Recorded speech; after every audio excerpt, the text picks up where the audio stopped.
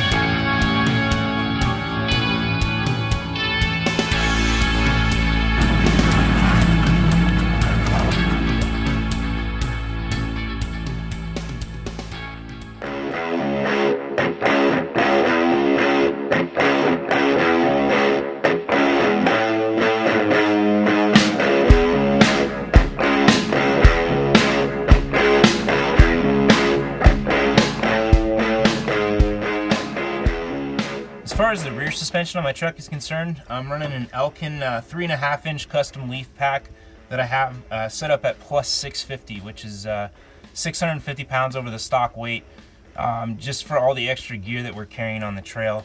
And that's coupled with the Nistek shackles, which gives me the extra lift that I need in the back with this setup I'm running.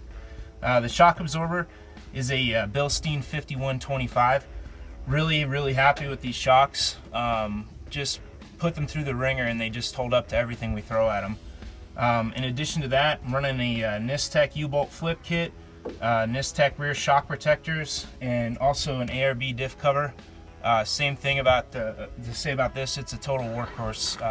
Totally beat it up on the Rubicon Trail, and it's barely shows any signs of it. Moving on to the front suspension on my truck. It is fully Titan swapped, which for those of you that are not familiar, I'm basically taking the components off a Nissan Titan, which essentially bolt right onto the front end of my truck, giving you the additional track width and about as much up and down travel as you can achieve with an independent front suspension setup. You'll notice I'm running a tubular upper A-arm with a uniball.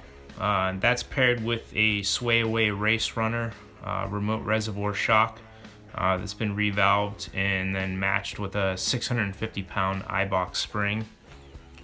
The lower control arm is a factory Nissan Titan control arm that I've just boxed for additional strength with that arm. And then to top it off, I've also added a Heim steering setup on the front end. Now you'll also notice that I am not running sway bars on the front or rear of my vehicle, and I don't find there to be any issues with that. Everything is very stable on this truck, the way that I have the shocks valved and with the Elkin springs to the rear. I really don't notice the fact that there is not sway bars on the truck.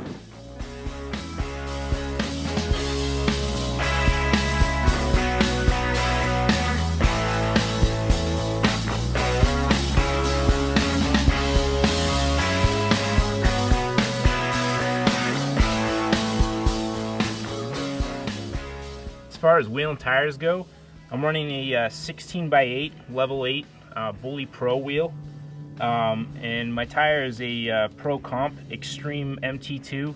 It's a 315/75/16, which is essentially a 35-inch tire. Now, why did I go with mud tire over an all-terrain? I would like to say that some of the trails we get into are a little more extreme than most like to tackle in a typical overland build. So I choose to have a little bit of extra noise and maybe a tiny bit in gas mileage reduction over getting stuck with an all-terrain tire.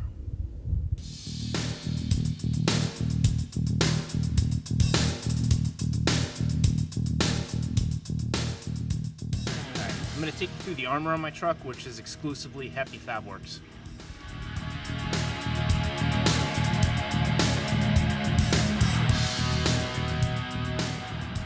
Starting underneath the truck, I'm running all aluminum skid plates, which do remarkably well when compared to the much heavier steel counterparts that I was running before this. Moving up from there, we'll look at the Hefty Fabworks sliders. These things have done exactly what they're supposed to do, and that's protect the truck. Alright, I'm going to tell you guys a little bit about these rear corners that I get a lot of questions about on my truck. These are a custom one-off design that we did. Mainly I did this so I could clear my 35-inch tire. I can tuck that thing all the way up into the wheel wells, and I do not run a body lift on my truck at all. These are tied into the frame and to the bumper. They fully bolt on and off, and they will support the weight of the truck if you need to put a high-lift jack under them. As far as the rear bumper is concerned, I'm running a Hefty Fabworks rear bumper. I've modified it in a couple ways, added an additional rotopack setup so I can carry my fuel on the bumper here. Also, in addition, I've added a rotopax mount back here. On the Hefty Fabworks bumper, it has a high-lift jack mount built into it, so you can carry that here. It's got your recovery points built into it. Trailer hitch if you're towing a small overland or utility trailer. Overall, very happy with the build quality of this bumper. I've had it on this truck over 3 years now, and it's been great. Last but not least, I'm running the Hefty Fab front steel bumper. It's got the winch mount integrated into it. You can also see I'm running the Factory 55 Pro Link here, and you've got your recovery points built into the bumper right next to that.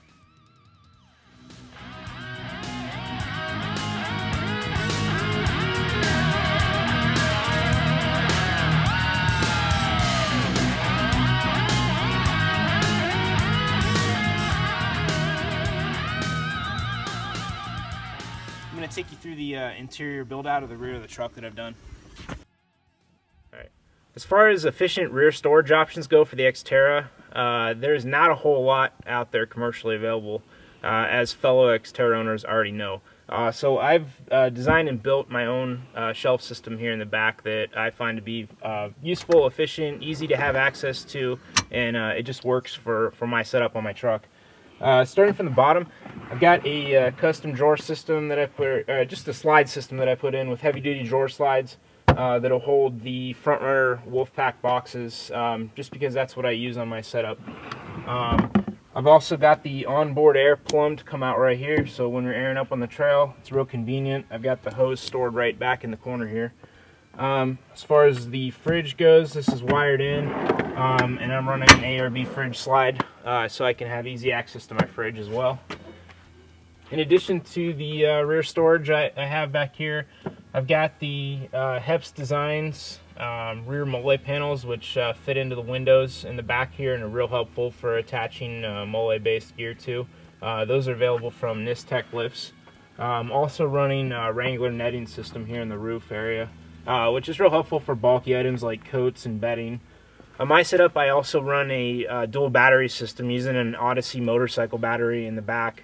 While it may not be as powerful as some of the larger dual battery systems, I didn't have the area space under the hood, and I was able to conceal it in the back here, and it'll allow me to run my fridge if we're set up at base camp for a couple days, charge camera batteries, things along that line.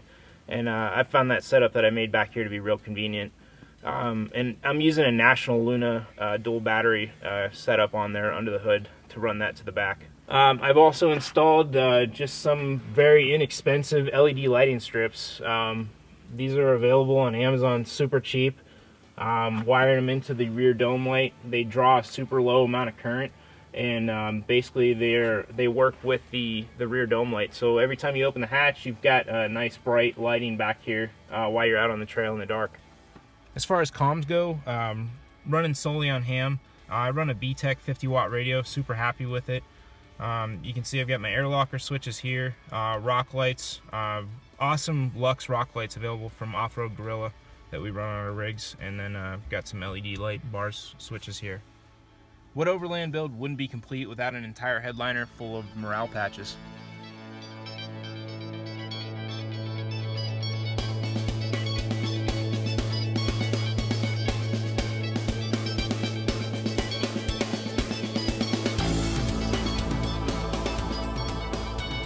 Now in the back of the vehicle, I'll get my trasharoo here for trash and trail storage.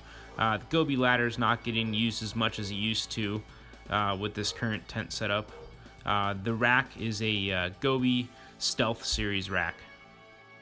And as we move along to the front of the vehicle here, you can see I've got a 40-inch Aurora LED bar mounted on top of the rack here. Now, moving up to the tent that I'm running, it's a CVT, Cascadia Vehicle Tents, Mount St. Helens hard shell tent. This thing is amazing. Setup and takedown is super fast, super easy.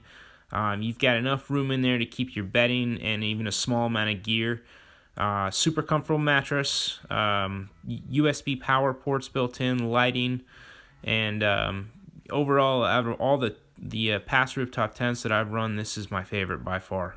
Last but not least, here on the outside, I've got an ARB 2500 series awning mounted to the side of the rack.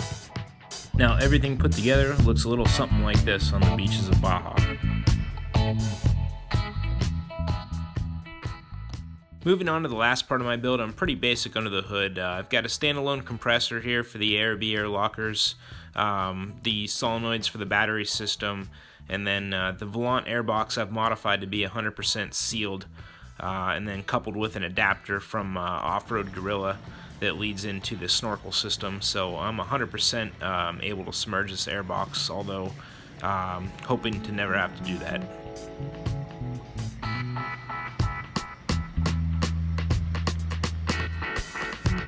We appreciate you tuning in and watching our video. Hopefully you enjoyed it. Help us out by liking and subscribing to our channel so we can continue to bring you more great videos like this one. Make sure to pick up the March-April edition of Tread Magazine. It features this Rogue Overland build and a little bit of the story behind it. And lastly, visit our website. It's going to be rogueoverland.com. It's got build info for all of our rigs on there, upcoming trips, and some great merchandise so you can be part of the Rogue team. So thanks again for watching, guys, and we'll see you soon.